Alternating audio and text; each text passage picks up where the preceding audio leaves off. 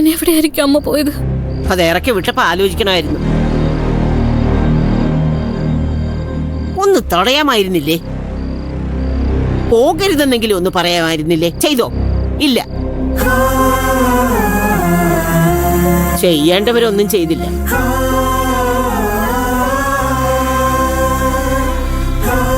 എന്നിട്ടിപ്പം നിന്ന് വിഷമിക്കുന്നു. വെറും അഭിനയം. മറ്റുള്ളവരെ കണ്ണി പൊടിയിടാനുള്ള സൂത്രം.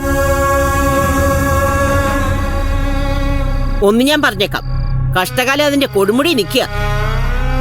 ഇതിന്റെ പേരിൽ പാർവതിക്ക് എന്തെങ്കിലും സംഭവിച്ച അതിന്റെ ഉത്തരവാദിത്വം മുഴുവനും മനോഹരനും ദേവിക്കുമായിരിക്കും.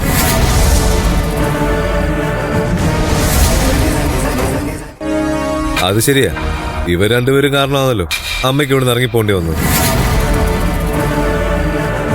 അതെ, എരുതിയിൽ എണ്ണയൊഴിക്കുന്ന പരിപാടി നിനക്കൊണ്ടെന്ന് എനിക്ക് പണ്ടേ അറിയാം. അതിപ്പോ ഇവിടെ പുറത്തെടുക്കണ്ട, ചെലവാകത്തില്ല.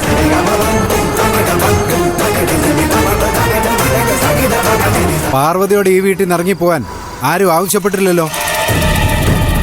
ഓ, ഞാനിട്ട താലിമാല എന്റെ അനുവാദമില്ലാതെ മറ്റൊരാൾക്ക് കൊടുത്തത് തെറ്റ് തന്നെയാ. ആത്മാഭിമാനമുള്ള ഏതൊരു ഭർത്താവും ഇതിനെ ചോദ്യം ചെയ്യും. ഞാനും അതേ ചെയ്തോളൂ. എന്റെ ചോദ്യങ്ങൾക്ക് മറുപടി പറയാൻ പറ്റാതായപ്പോ പിണക്ക് അഭിനയിച്ചിറങ്ങിപ്പോയത് സ്വന്തം ഇഷ്ടപ്രകാരമാണ്.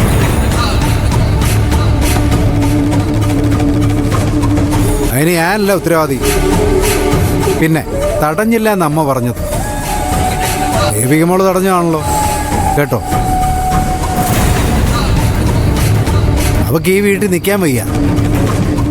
അതിനു പറ്റിയൊരു കാരണം കിട്ടി. അപ്പൊ ഇവിടെ നിന്ന് ഇറങ്ങിപ്പോയി.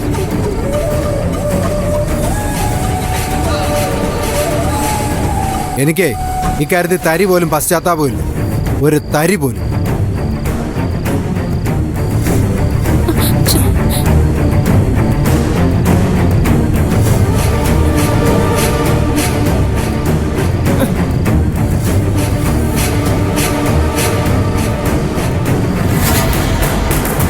സ്റ്റേഷനിൽ വിളിച്ചു പറയണം. ഇപ്പൊ വേണ്ട സിദ്ധു, അത് ഗുണത്തെക്കാളും ചിലപ്പം ദോഷം ചെയ്തല്ലോ. താനിങ്ങനെ വിഷമിക്കുന്ന കാണുമ്പോ എനിക്ക് സഹിക്കാൻ പറ്റുന്നില്ല. അമ്മയെ സിദ്ധു, അതെനിക്ക് തിരിച്ചു വരുമായിരിക്കും അല്ല സിദ്ധു? ഉറപ്പായിട്ടും തിരിച്ചു വരും. നാളെ നേരം വിളിക്കുന്നതിന് മുൻപ് അമ്മ ഇവിടെ ഉണ്ടായിരിക്കും.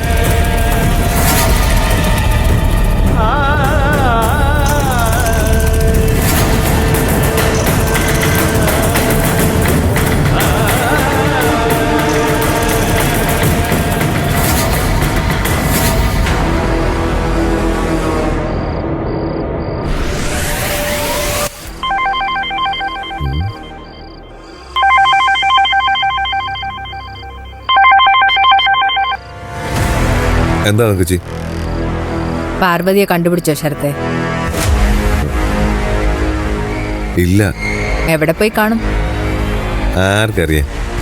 മണ്ടത്തരോ അവര് കാണിച്ചത്. ഒരു കാരണവശാലും വീട്ടിൽ നിന്ന് ഇറങ്ങിപ്പോവാൻ പാടില്ലായിരുന്നു. അതെ അതെ, എനിക്കൊരു ആശ്വാസമായിരുന്നു അമ്മ. എന്തിനുവേ കൂടെ നിൽക്കുന്ന പ്രകൃതമായിരുന്നു.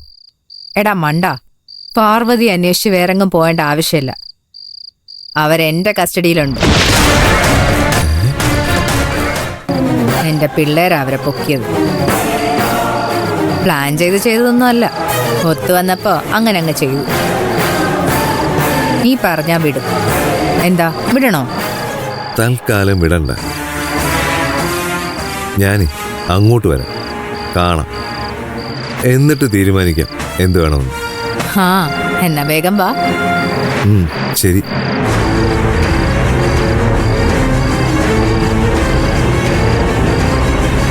നമ്മളാരും കാണാത്ത പലതും കാണാനുള്ള കഴിവുള്ളവനാ ശരത്ത്. അവൻ വന്നിട്ട് തീരുമാനിക്കും പാർവതി എന്ത് ചെയ്യണം.